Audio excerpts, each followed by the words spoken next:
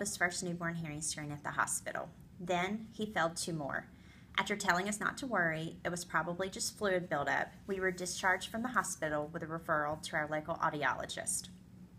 As a mother, I was just about inconsolable. I think we all knew something was wrong. We just didn't realize how big that something was. We saw the audiologist for the first time when Abbott was 4 weeks old. Longest appointment ever. After performing several shorter tests, then an ABR that took over 2 hours, the audiologist matter-of-factly announced that she got no responses.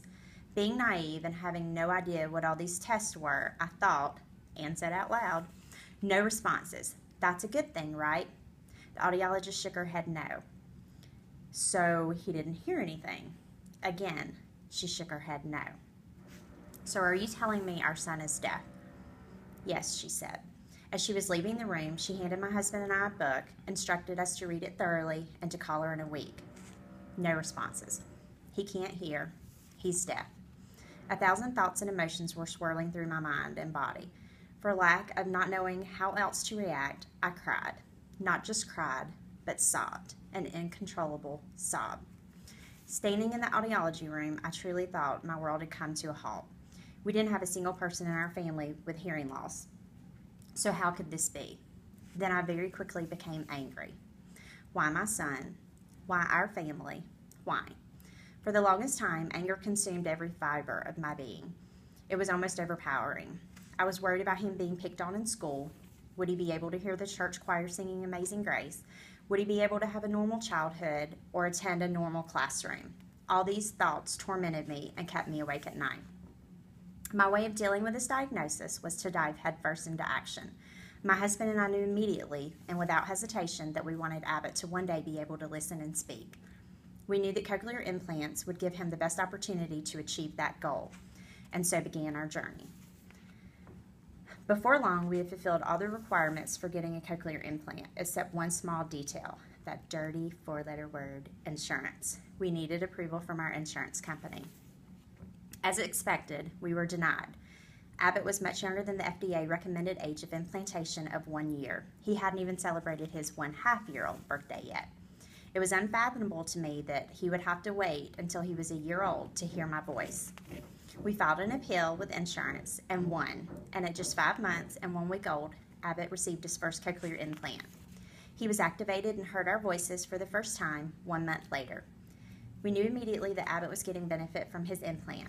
In no time at all, he was turning to his name, recognizing strange noises in our home, and at just shy of a year old, he said his first words. Naturally, that word was Mama. At 11.5 months old, Abbott was implanted on his other side. We spent the first 2 years traveling 3 hours one way from our home once a week for therapy appointments. It wasn't easy, and I cried myself to sleep on more than one occasion, but he was thriving. He was hearing, and he was speaking. With each passing day, Abbott's vocabulary got larger and larger. Eventually, he began to string simple sentences together and then paragraphs. Fast forward to today, and in August 2015, he will begin kindergarten in a fully mainstream class, his only accommodation being an FM system.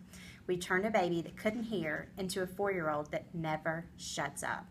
In fact, one of my proudest mommy moments was when we got a note sent home from daycare that he had to sit in timeout that day for talking too much.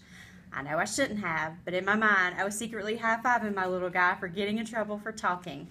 While we certainly didn't ask to be thrust into the world of hearing loss, we've been tremendously blessed to be surrounded by some of the most caring and supportive professionals, friends, co-workers, and parents one could imagine.